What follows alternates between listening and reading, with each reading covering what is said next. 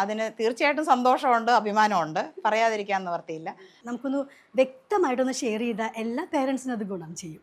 And they are the ones who are involving in different unwanted activities. എല്ലാവർക്കും നമസ്കാരം. ഞാൻ നിങ്ങളുടെ സ്വന്തം സജിത ബേട്ടി ഷമാസ്. എല്ലാവരും സുഖായിരിക്കുന്നല്ലോ. ഞാനിപ്പോൾ ഉള്ളത് കോട്ടയത്ത് മാർ ബെസോലിയസ് പബ്ലിക് സ്കൂളിലാണ് വന്നിരിക്കുന്നത്. റിസോസിയോ ടീമിൻ്റെ ഭാഗമായിട്ട് ഞാൻ ഇവിടുത്തെ പ്രിൻസിപ്പലിനെ നിങ്ങളെ പരിചയപ്പെടുത്താം. നമ്മളുടെയൊക്കെ സ്വന്തം നിനി എബ്രഹാമാണ്. മാം, നമ്മളുടെ ഈ പ്രോഗ്രാമിലേക്ക് സ്വാഗതം. നമസ്കാരം. ശരിക്കും പറഞ്ഞാൽ ഞാൻ ഒരു പ്രിൻസിപ്പലിനോട് ഒരു പാരൻ്റ് എന്ന നിലയിൽ എനിക്ക് ചോദിക്കണം. ഞാനും ഒരു കുട്ടിയുടെ അമ്മയാണ്, 7 വയസ്സുള്ള മകളാണ്. അപ്പോൾ സ്കൂളെന്ന് പറയുമ്പോൾ നമ്മുടെ ലൈഫിൽ എല്ലാവർക്കും ഫസ്റ്റ് പാരൻ്റ് എന്ന് പറഞ്ഞാൽ അമ്മ കഴിഞ്ഞാൽ പിന്നെ അവരുടെ അമ്മയെന്ന് പറഞ്ഞ സ്കൂളിലെ ടീച്ചേഴ്സാണ്. അതിപ്പം നമ്മുടെ LKG ആയാലും അങ്ങനെയാണല്ലോ. ശരിക്കും നല്ല രീതിയിൽ സ്കൂൾ കാര്യങ്ങളൊക്കെ പോയിക്കൊണ്ടിരുന്നതാണ്. പെട്ടെന്നൊരു കോവിഡ് വന്നപ്പം കോവിഡിന് മുമ്പ് നമ്മൾ കുട്ടികളെ സ്കൂളിൽ വിടുമ്പോൾ നമുക്ക് വലിയ പ്രതീക്ഷയാണ്. നല്ല ഡിസിപ്ലിൻ ഉണ്ടാകും, അറ്റൻഷനാണല്ലോ. കുട്ടികൾക്ക് എപ്പോഴും നല്ല ഡിസിപ്ലിൻ ഉണ്ടാകും, മക്കളുടെ ഭാവിയെക്കുറിച്ച് ഭയങ്കരം, അത് ചെറുതായാലും വലുതായാലും. പക്ഷെ കോവിഡ് വന്നതിന് ശേഷം എനിക്ക് തോന്നുന്നു ഒരുപാട് മാറ്റങ്ങൾ ഉണ്ടായിട്ടുണ്ട്. അപ്പോൾ ഉണ്ടായിട്ടുണ്ടല്ലോ. ഇപ്പോൾ സ്വാഭാവികമായിട്ട് ഓൺലൈൻ ക്ലാസ്സസ് വരുന്നുണ്ട്. കോവിഡ് ആ ടൈമിൽ അങ്ങനെയാണല്ലോ. അപ്പോൾ അതിന് മുമ്പുള്ള എന്താ പറയുക, നിനി മാമിൻ്റെ എക്സ്പീരിയൻസും അത് കോവിഡ് കഴിഞ്ഞ് കുട്ടികൾ സ്കൂളിൽ വന്നിട്ടുള്ള എക്സ്പീരിയൻസ് നമുക്കൊന്ന് വ്യക്തമായിട്ടൊന്ന് ഷെയർ ചെയ്താൽ എല്ലാ പേരൻസിനും അത് ഗുണം ചെയ്യും. ശരിക്കും നമ്മൾ കോവിഡ് കാലഘട്ടം കൺസിഡർ ചെയ്യുവാണെങ്കിൽ നമ്മുടെ ഹിസ്റ്ററി തന്നെ രണ്ടായിട്ട് വിഭജിക്കാവുന്ന ഒരു വ്യത്യാസമാണ് കോവിഡിന് മുമ്പും കോവിഡിന് ശേഷവും. അതുവരെ നമ്മൾ ഇമാജിൻ ചെയ്യാത്ത ഒരു സിറ്റുവേഷനിൽ കൂടിയാണ് കോവിഡ് ടൈമിൽ നമ്മൾ കടന്നുപോയത്. കുറച്ചു കാലം ആരും പുറത്തിറങ്ങാതെ ഒന്നും ചെയ്യാതെ വീട്ടിനുള്ളിൽ ലോക്ക്ഡൗൺ ആയിട്ടിരുന്നു. ഈ സിറ്റുവേഷൻ എത്ര നാൾ കണ്ടിന്യൂ ചെയ്ത് പോകും എന്ന് ഒരുറപ്പുമില്ലാത്ത ഒരു സിറ്റുവേഷനിൽ എല്ലാവരും അതിനൊരു സൊല്യൂഷൻ ചാർട്ട് ഔട്ട് ചെയ്ത് അതിന് തന്നെ ഒത്തിരി സമയമെടുത്തു. അപ്പോൾ ആ 2 വർഷക്കാലം കൊണ്ട് ഒരുപാട് വ്യത്യാസങ്ങൾ എഡ്യൂക്കേഷണൽ ഫീൽഡിലുണ്ടായി. അതായത് നമുക്ക് ഓഫ്ലൈൻ ക്ലാസ്സസ് മാത്രം എക്സ്പീരിയൻസ് ചെയ്ത ടീച്ചേഴ്സും കുട്ടികളും അവർക്ക് എങ്ങനെ ടീച്ചിങ് ലേണിംഗ് പ്രോസസ്സ് കണ്ടിന്യൂ ചെയ്യാം എന്നുള്ളതിനെ പറ്റി ഒരു സ്റ്റഡി തന്നെ അപ്പം നടന്നു. അപ്പോഴാണ് പലതരം പ്ലാറ്റ്ഫോമുകളിൽ കൂടി കുട്ടികൾക്ക് വീട്ടിലിരുന്ന്, ടീച്ചേഴ്സിന് വീട്ടിലിരുന്ന് ഈ ടീച്ചിങ് ലേണിംഗ് പ്രോസസ്സ് എങ്ങനെ എഫക്റ്റീവായിട്ട് നടത്താം എന്നുള്ളതിനെ പറ്റി ഒരു തറോ സ്റ്റഡി തന്നെ നടന്നത്. അത് ഇഫക്റ്റീവായിട്ട് നടത്താൻ പറ്റിയോ എന്ന് ചോദിച്ചാൽ മാക്സിമം എഫേർട്ട് ഇട്ട് ടീച്ചേഴ്സ് പല ടൂൾസ് പഠിച്ചു, പല പ്ലാറ്റ്ഫോംസ് യൂസ് ചെയ്തു. കുട്ടികൾ വീട്ടിൽ കംഫർട്ടബിളായിട്ട് ഇരുന്നു. അവർക്ക് വേണ്ട ഡിവൈസസ് ഒക്കെ പേരൻസിൻ്റെ സപ്പോർട്ടോടുകൂടി ഓരോ കൊച്ചിനും കിട്ടത്തക്ക വിധത്തിൽ അവരത് അറേഞ്ച് ചെയ്ത് കൊടുത്തു. It took time. പക്ഷേ അവർക്ക് നല്ല രീതിയിൽ after a break we started continuing the education in a proper manner. പക്ഷേ കുട്ടികൾ പലതരത്തിലാണല്ലോ, തീർച്ചയായും. അതുകൊണ്ട് അതിന് ഒത്തിരി നമുക്ക് ചാലഞ്ചസ് ഉണ്ടായിരുന്നു. കുട്ടികൾ മാത്രമല്ല, പേരൻസും പലതരത്തിലാണ്, ടീച്ചേഴ്സും പലതരത്തിലാണ്. ശരിയല്ലേ? അതെ. ഒത്തിരി ടീച്ചേഴ്സിന് അത് ഒരു വലിയ ചാലഞ്ചായിരുന്നു. അവർക്ക് ആ ഒരു പുതിയ രീതിയിൽ പഠിപ്പിക്കുന്നതിനുള്ള പ്ലാറ്റ്ഫോം യൂസ് ചെയ്യുന്നതിൻ്റെ, പഠിച്ചെടുക്കുന്നതിൻ്റെ ഡിഫിക്കൽട്ടി അത് കുട്ടികൾ മാത്രമല്ല, അവരെ മാത്രമല്ല ഫേസ് ചെയ്യേണ്ടത്. അവർ നന്നായിട്ട് പ്രിപ്പയർ ചെയ്ത് അത് പ്രസൻറ്റ് ചെയ്തില്ലെങ്കിൽ അവരെ വിമർശിക്കാൻ പേരൻസും അവരുടെ വീട്ടിലുള്ള എല്ലാ ആൾക്കാരും, അവർക്ക് ഭയങ്കര സ്ട്രെസ്ഫുൾ ആയിരുന്നു ആ സമയം. പലരും ജോലി രാജിവെച്ചവരുണ്ട്. ഇവിടെ ഞങ്ങളുടെ സ്കൂളിൽ ഉണ്ടായില്ല, പക്ഷേ എനിക്കറിയാവുന്നവർ ഇത് പറ്റുന്നില്ല, ഈ പ്ലാറ്റ്ഫോം വെച്ച് പഠിപ്പിച്ച് ശീലമില്ല, ഇനി പുതിയൊരു ടെക്നോളജി പഠിക്കാൻ നിവൃത്തിയില്ല എന്ന് പറഞ്ഞ് ക്വിറ്റ് ചെയ്ത ടീച്ചേഴ്സുണ്ട്. അത്രയും ട്രബിൾഡ് ആയിരുന്നു ടീച്ചേഴ്സ്. പക്ഷേ പെട്ടെന്ന് അവരതൊക്കെ അഡ്ജസ്റ്റഡ് ആയി. അപ്പോൾ അത് കഴിഞ്ഞ് സ്കൂളിൽ വന്നതിന് ശേഷം കുട്ടികൾ എങ്ങനെയായിരുന്നു? അതാ ഞാൻ പറഞ്ഞത്, അത് നമുക്ക് ഇമാജിൻ ചെയ്യാൻ പോലും പറ്റാത്ത ഒരു ഗ്രൂപ്പിനെയാണ് നമുക്ക് കിട്ടിയത്. 2 തരം. ഒന്ന്, നല്ല അറ്റൻറ്റീവായിട്ട് ഈ പ്ലാറ്റ്ഫോം യൂസ് ചെയ്ത് പഠിച്ച കുട്ടികൾക്ക് ഒരു പ്രശ്നവുമില്ല. ഒരു 60% സ്റ്റുഡൻസും ഓക്കെ ആയിരുന്നു. പക്ഷേ ഒരു 40%ഉം ഇപ്പോഴും ആ ഒരു ഗ്യാപ്പ് വന്നുപോയി. അവർ വീഡിയോ ഓണാക്കി വെക്കും, അവർ ആ ക്ലാസ് അറ്റൻഡ് ചെയ്യാതെ എങ്ങനെയെങ്കിലും പേരൻസിനെയും ടീച്ചേഴ്സിനെയും, ചിലപ്പം ബ്ലാങ്കറ്റിൻ്റെ അടിയിൽ കിടന്നായിരിക്കും, അവരത് അറ്റൻഡ് ചെയ്യാതെ പോയ ഒത്തിരി കുട്ടികളുണ്ട്.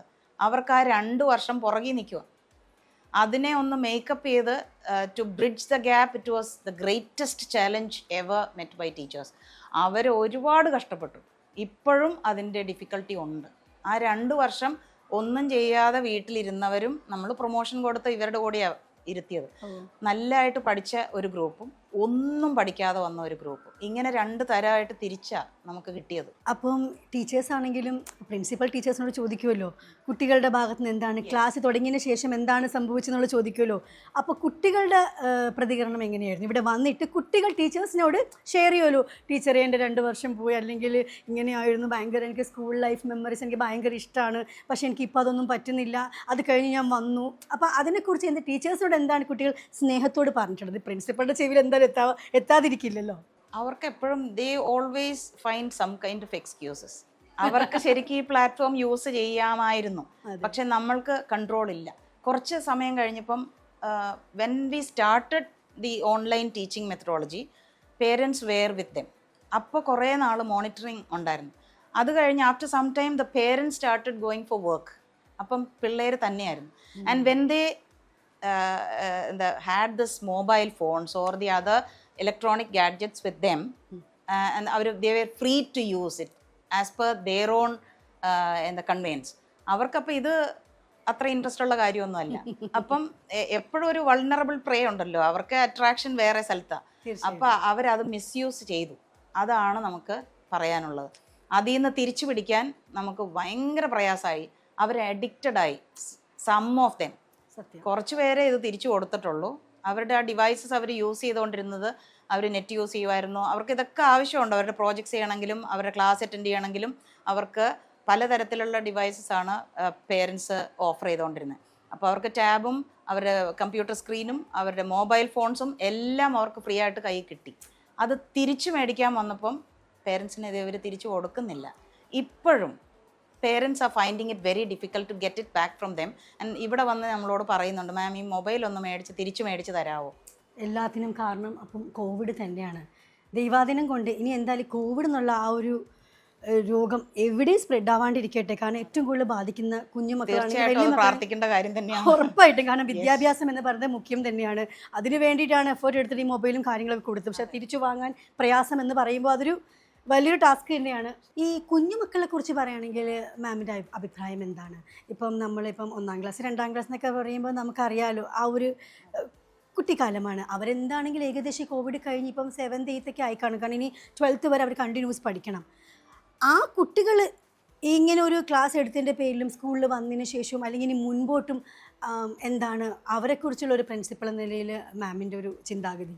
നമുക്ക് നേരത്തെ ഈ കോവിഡിന് മുമ്പുള്ള ഒരു ഗ്രൂപ്പ് ഓഫ് സ്റ്റുഡൻസിനെ നമ്മൾ അറിഞ്ഞിടത്തോളം അവർക്കുണ്ടായിരുന്ന they were really innocent children. I am talking about 1 and 2 അല്ലെങ്കിൽ പ്രീ KG. അവർക്ക് ആ കോവിഡിൻ്റെ ടൈമിൽ ആക്ച്വലി അവരുടെ കൂടെ പേരൻസ് ഉണ്ടായിരുന്നു മോസ്റ്റ് ഓഫ് ദ ടൈം. അതുകൊണ്ട് അവർക്ക് വലിയ കുഴപ്പമൊന്നും ഇല്ലാതെ അവരുടെ ക്ലാസ്സസ് ഒക്കെ അറ്റൻഡ് ചെയ്തു. കുറച്ച് പേരേ ഉള്ളൂ ഇതുപോലെ മോണിറ്റേർഡ് അല്ലാതെ പോയവർ ക്ലാസ് അറ്റൻഡ് ചെയ്യാതിരുന്നുള്ളൂ. അക്കാഡമിക് വൈസ് ഞങ്ങൾക്ക് കൊച്ചു ക്ലാസ്സിൽ വലിയ പ്രയാസം വന്നില്ല. They were all waiting for their teachers to come on the screen and they were attending it very seriously. So ആ വഴിക്ക് ഞങ്ങൾക്ക് വലിയ പ്രശ്നമില്ല.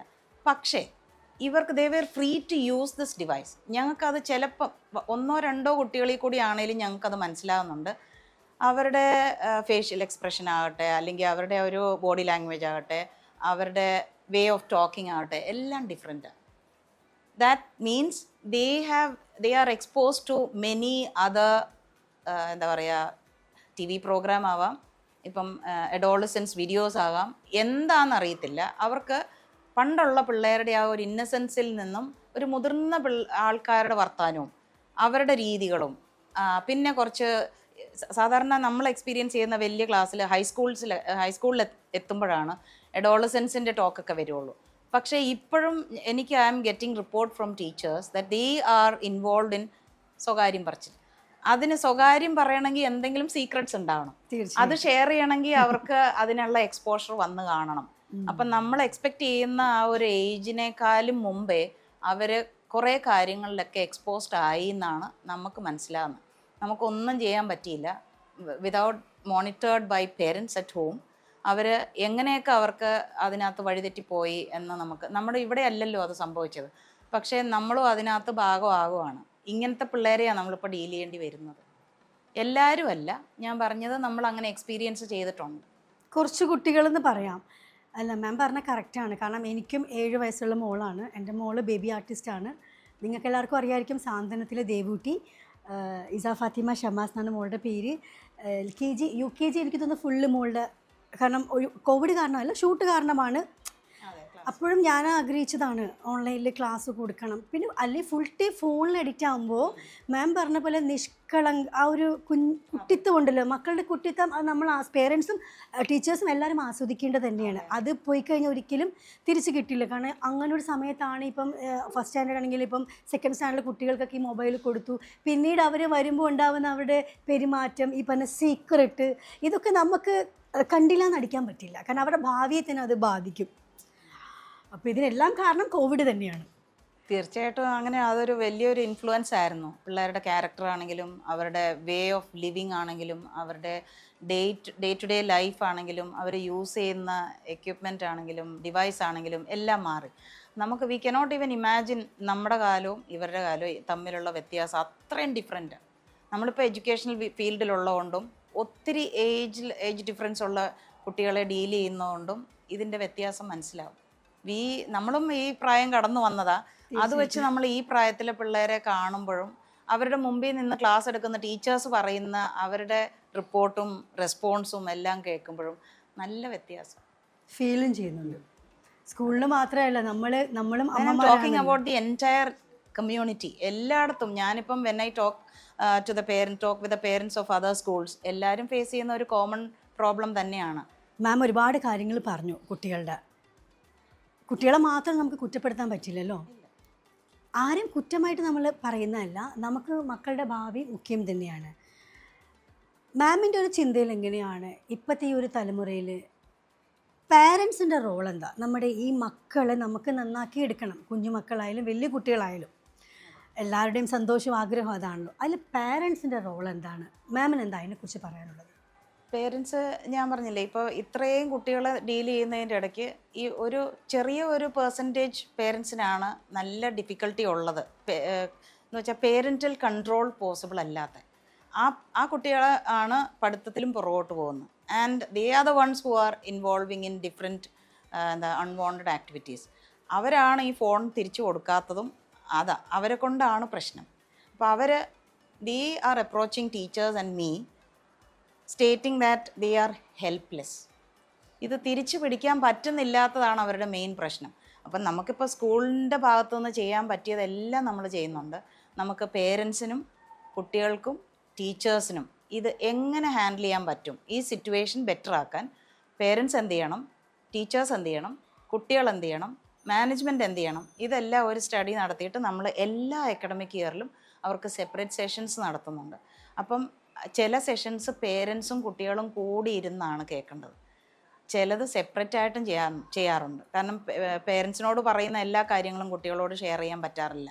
അവരെ എങ്ങനെ സ്നേഹിച്ച് കൂടെ നിർത്തണം, അവർക്ക് എന്തുമാത്രം ഫ്രീഡം കൊടുക്കണം, എന്തുമാത്രം റെസ്ട്രിക്ഷൻസ് വെക്കണം, എങ്ങനെ അവരെ ഡീൽ ചെയ്യണം, അവരോട് എങ്ങനെ സോഫ്റ്റായിട്ടും അവരെ ഈ സിറ്റുവേഷൻ ഒന്ന് മെലോ ഡൗൺ ചെയ്യാൻ എന്തൊക്കെ ടിപ്സും ട്രിക്സും നിങ്ങൾ എടുക്കണം എന്നുള്ള കാര്യങ്ങളൊക്കെ പറഞ്ഞത് നമ്മുടെ കുട്ടികൾ കേൾക്കാൻ പാടില്ല. അപ്പോൾ അവർക്ക് അങ്ങനത്തെ കുറച്ച് സെഷൻസ് നമ്മൾ സ്കൂളിൻ്റെ ഭാഗത്തു നിന്ന് അറേഞ്ച് ചെയ്യാറുണ്ട്. അപ്പോൾ ടീച്ചേഴ്സുമായിട്ട് പേഴ്സണലി ഡിസ്കഷനൊക്കെ നടക്കാറുണ്ട്? നമ്മൾ PTA മീറ്റിംഗ്സ് ഉണ്ട്. പിന്നെ ടീച്ചേഴ്സ് പേഴ്സണലി വിളിക്കും. ഓരോ നീഡ് ബേസ്ഡ് ആണ് അത് ജനറൽ ബോഡി മീറ്റിംഗ് ഒന്നുമല്ല. അപ്പോൾ ഒരു ക്ലാസ്സിൽ 1-2 കുട്ടികളായിരിക്കും ഇതുപോലെ പ്രശ്നമുള്ളവർ. അപ്പോൾ അവരെ തീർച്ചയായിട്ടും പേഴ്സണലി പേരൻസിനെ വിളിച്ച് നമ്മൾ സംസാരിക്കും. കുട്ടികളും വേണ്ട സമയത്താണെങ്കിൽ അവരെ ഉൾപ്പെടുത്തും. അങ്ങനെ കുറച്ച് കുട്ടികൾക്കെങ്കിലും മാറ്റം വന്നിട്ടുണ്ടോ? തീർച്ചയായിട്ടും. അത് നമ്മുടെ ടീച്ചേഴ്സിൻ്റെയും നമ്മുടെ പ്രിൻസിപ്പൽ സ്കൂളിൻ്റെ ഒരു കെയറിങ് അവർ കൊടുക്കുന്ന ഒരു ഇപ്പം കോവിഡ് കഴിഞ്ഞിട്ട് ഇപ്പം 3-4 വർഷമായല്ലോ. 2018 തുടങ്ങി 2 വർഷം പ്രശ്നമായിരുന്നു, ഭയങ്കര പ്രശ്നം. 19 and 20 ഫുൾ പ്രശ്നമായിരുന്നു. അത് കഴിഞ്ഞിട്ട് gradually when we started offline classes നമ്മുടെ കയ്യിൽ തിരിച്ചു കിട്ടി പിള്ളേരെ. അവരെ ഒന്ന് പഴയ രീതിയിലാക്കാനുള്ള ശ്രമം ഇപ്പോഴും തുടർന്നുകൊണ്ടിരിക്കുക. ആ ഗ്യാപ്പ് വന്നുപോയി 2 വർഷത്തെ. ആ 2 വർഷം വന്ന ഗ്യാപ്പ് പെട്ടെന്നൊന്നും ശരിയാക്കാൻ പറ്റിയിട്ടില്ല. അപ്പോൾ നമ്മൾ we are concentrating more on board exam students. അവരെ ഞങ്ങൾക്ക് നല്ല റിസൾട്ട് ഉണ്ടാക്കുന്നുണ്ട് എല്ലാ വർഷവും. അതുകൊണ്ട് നമുക്ക് കൊച്ചു ക്ലാസ്സിലെ കുട്ടികൾക്ക് കുറച്ച് കോൺസെൻട്രേഷൻ കൊടുക്കാൻ പറ്റുന്നില്ല. അതിൻ്റെ ഒരു ഡിഫിക്കൽട്ടിയാണ് നമുക്കപ്പോൾ. ഇവരെ കോൺസെൻട്രേറ്റ് ചെയ്ത് പ്രോഗ്രാംസ് നടത്തും, അവയർനെസ് സെഷൻസ് നടത്തും, അവർക്ക് മോട്ടിവേഷണൽ സെഷൻസ് നടത്തും. അതുപോലെ എല്ലാ ക്ലാസ്സിലും കൊടുക്കാൻ നമുക്ക് പറ്റുന്നില്ല. പറ്റിയാൽ കുറച്ചുകൂടെ വേഗത്തിൽ ഈ സിറ്റുവേഷൻ ബെറ്റർ ആവും. അതിനുള്ള ശ്രമം നടക്കുന്നുണ്ട്. എല്ലാവർക്കും ഇതുപോലെ അവരുടെ സീരിയസ്നെസ് തിരിച്ച് അക്കാഡമിക്സിലോട്ട് വരാനും അവരെ ആ വേണ്ടാത്ത കാര്യങ്ങളിൽ നിന്നും അഡിക്ഷനിൽ നിന്നും തിരിച്ചു പിടിക്കാനും. മെയിനായിട്ട് പാരൻസിൻ്റെ സപ്പോർട്ട് എന്തായാലും നിർബന്ധമാണ്. ഒരു പ്രിൻസിപ്പൽ ആണെങ്കിലും ടീച്ചേഴ്സ് ആണെങ്കിലും ഫാമിലിയുടെ സപ്പോർട്ട് കൂടുതൽ വേണം. കാരണം നമുക്ക് ഒരാളെ മാത്രം ഒന്നും കുറ്റപ്പെടുത്താൻ പറ്റില്ല. സാഹചര്യമാണല്ലോ ഓരോന്ന് ഉണ്ടാക്കി വെക്കുന്നത്. പക്ഷെ നമുക്ക് അതിലൂടെ തന്നെ മുൻപോട്ട് എൻ്റെ മകൾ ഇങ്ങനെ ചെയ്യുന്നു, അല്ലെങ്കിൽ എനിക്ക് എൻ്റെ ജോബാണ് വലുത്, അല്ലെങ്കിൽ എനിക്ക് ബിസി, അത് പറഞ്ഞിട്ട് കാര്യമില്ല. കാരണം നമ്മളുടെ ബിസിയൊക്കെ ഒരു സൈഡിൽ വെക്കുക. പാരൻസ് എന്തായാലും മക്കളെ കൂട്ടിപ്പിടിക്കണം. അതിന് സപ്പോർട്ട് ചെയ്യുന്ന സ്കൂളുണ്ട്, പ്രിൻസിപ്പൽ, ടീച്ചേഴ്സ്, ഫുൾ സപ്പോർട്ടില്ലേ. അപ്പോൾ എന്താണെങ്കിലും മാറ്റങ്ങൾ ഉണ്ടാകണം. അതിന് ഫുൾ സപ്പോർട്ടും വേണം. എനിക്കിനി ചോദിക്കാനുള്ളത് മെയിൻ ഒരു പോയിൻ്റാണ്. ഇപ്പം റിസോസിയോ ടീമിൻ്റെ തുടക്കം മുതലാണ് ഈ സ്കൂളാണല്ലോ അസോസിയേറ്റ് ചെയ്തിരിക്കുന്നത്. അത് എത്രമാത്രം ഹെൽപ്ഫുൾ ആയിട്ടുണ്ട്? അത് ടീം റിസോസിയോ നമ്മളെ അപ്രോച്ച് ചെയ്തപ്പോൾ തന്നെ അതിൻ്റെ ഒരു ഡെമോ സെഷൻ വേറൊരു സ്കൂളിൽ വെച്ച് നടത്തിയത് ഞാൻ അറ്റൻഡ് ചെയ്തിട്ടാണ് അവർ എന്നെ അപ്രോച്ച് ചെയ്തത്. അപ്പോൾ അതിന് ഒരു ബിഗ് ക്ലാപ്പ്. അതെ, അവിടെ ഞാനും പോയി. എൻ്റെ സ്കൂളിൽ എൻ്റെ ടീച്ചേഴ്സ് രണ്ടുപേരും അറ്റൻഡ് ചെയ്തു. അപ്പോൾ അതിൻ്റെ ഒരു ഫീഡ്ബാക്ക് ടീച്ചേഴ്സിൻ്റെ അടുത്തുനിന്നും എൻ്റെ ഒരു പേഴ്സണൽ എക്സ്പീരിയൻസിൽ നിന്നും റിസോസിയോ ടീം നല്ലതായിട്ട് ടീച്ചേഴ്സിൻ്റെ ട്രെയിനിങ്ങാണ് ഞാൻ അറ്റൻഡ് ചെയ്തത്. അപ്പോൾ അത് നല്ല ഒരു ഡിഫറെൻറ്റ് മെത്തഡോളജിയാണ് അവർ ഉപയോഗിച്ചത്. അപ്പോൾ ഞങ്ങൾ മാനേജ്മെൻറ്റുമായിട്ട് സംസാരിച്ചു. അങ്ങനെയാണ് അവരുമായിട്ട് അസോസിയേറ്റ് ചെയ്യാൻ തീരുമാനിച്ചത്. അതായത് ടീച്ചേഴ്സിനെ എംപവർ ചെയ്യുക, ടീച്ചേഴ്സിനെ അപ്സ്കിൽ ചെയ്യുക, അതാണ് ഒരു എഡ്യൂക്കേഷണൽ ഇൻസ്റ്റിറ്റ്യൂഷൻ്റെ സക്സസ് ഇരിക്കുന്നത്. അവരിലൂടെയാണ് എഡ്യൂക്കേഷൻ പോസിബിൾ ആകുന്നത്.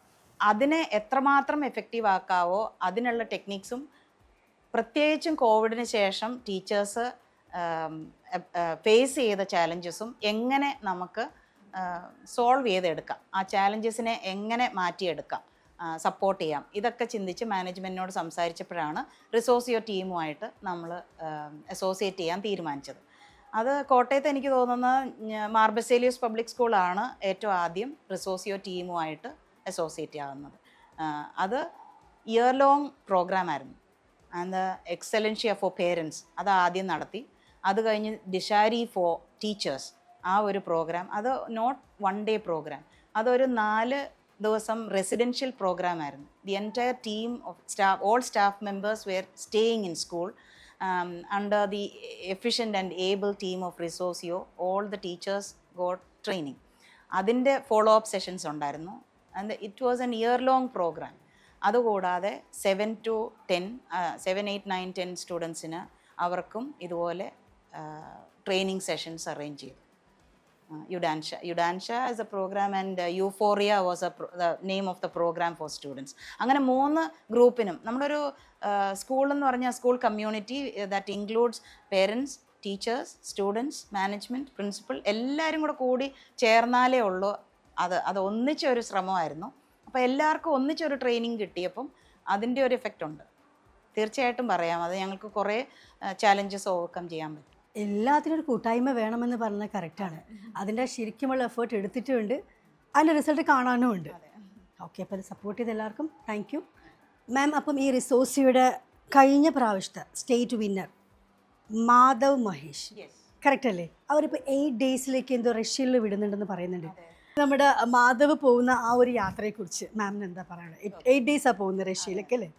Madhav actually is a state winner. ഒന്ന് ക്ലാപ്പ് ചെയ്തോട്ടെ. State winner Madhav Mahesh, congratulations. റിസോസിയോ team they conducted many activities for students. അവർക്ക് ഒരുപാട് പ്രോഗ്രാം നടത്തിയതിൻ്റെ ക്വിസസും പിന്നെ അവരുടെ ഒരുപാട് ഗെയിംസും ആക്ടിവിറ്റീസും പിന്നെ വേരിയസ് ടാസ്ക്സും ഒക്കെ കൊടുത്തിട്ട് അവരുടെ പെർഫോമൻസ് വാച്ച് ചെയ്ത് അവർക്ക് ഈ എൻറ്റയർ കേരള അവർ അസോസിയേറ്റ് ചെയ്ത എല്ലാ സ്കൂൾസിലും നോക്കിയിട്ട് and Madhav Mahesh is one of the best performer. അതുകൊണ്ട് 10 പേരെ സെലക്ട് ചെയ്തു സ്റ്റേറ്റിൽ നിന്ന്. അതിലൊരാളാണ് ഞങ്ങളുടെ മാധവ്. അതിന് തീർച്ചയായിട്ടും സന്തോഷമുണ്ട്, അഭിമാനമുണ്ട്, പറയാതിരിക്കാൻ നിവർത്തിയില്ല. Madhav is going to Russia, Kazan. അവിടെ 8 ദിവസം പല രാജ്യങ്ങളിൽ, അത് it's an international conference, BRICS international youth conclave. അതിനകത്ത് പാർട്ടിസിപ്പേറ്റ് ചെയ്യാൻ പറ്റുന്നത് ഒരു വലിയ ഭാഗ്യമാണ്. അവന് 15 വയസ്സുള്ള ഒരു കുട്ടിക്ക് ഒരു ഇൻ്റർനാഷണൽ ട്രിപ്പും അത് സൈറ്റ് സീയിങ് ഉണ്ട്. അവിടെ ഒരു he can involve in conversation, ചോദ്യങ്ങൾ ചോദിക്കാം. പിന്നെ അതിനകത്ത് അവർ അറേഞ്ച് ചെയ്യുന്ന എല്ലാ പ്രോഗ്രാമിലും അറ്റൻഡ് ചെയ്യാം. And students or delegates from different countries all over the world we R attending ഒരു 450 ഉള്ളവരോളം കുട്ടികളോളം ഇവിടുന്ന് പല രാജ്യങ്ങളിൽ നിന്നും വരുന്ന ഒരു കോൺഫറൻസ് അറ്റൻഡ് ചെയ്യാനാണ് പോകുന്നത്. It's indeed it's really appreciable. ഞങ്ങൾ ഭയങ്കര പ്രൗഡാണ് മാധവൻ്റെ കാര്യത്തിൽ. തീർച്ചയായിട്ടും മുൻപോട്ടും നമ്മുടെ ഈ സ്കൂളിൽ നിന്ന് ഒരുപാട് കുട്ടികൾ, ഇപ്പം മാധവ് മാത്രമാണ് അത് പറ്റില്ല, ഇനിയും കുട്ടികൾ, നല്ല ടാലൻ്റുള്ള കുട്ടികൾ വരാനും ഇതുപോലെ എന്താ പറയുക യാത്രകൾ പോവാനും സ്കൂളിൻ്റെ അഭിമാനമായിട്ട് എന്നും നിൽക്കാനും ആത്മാർത്ഥമായി പ്രാർത്ഥിക്കുന്നു. Thank you thank you so much.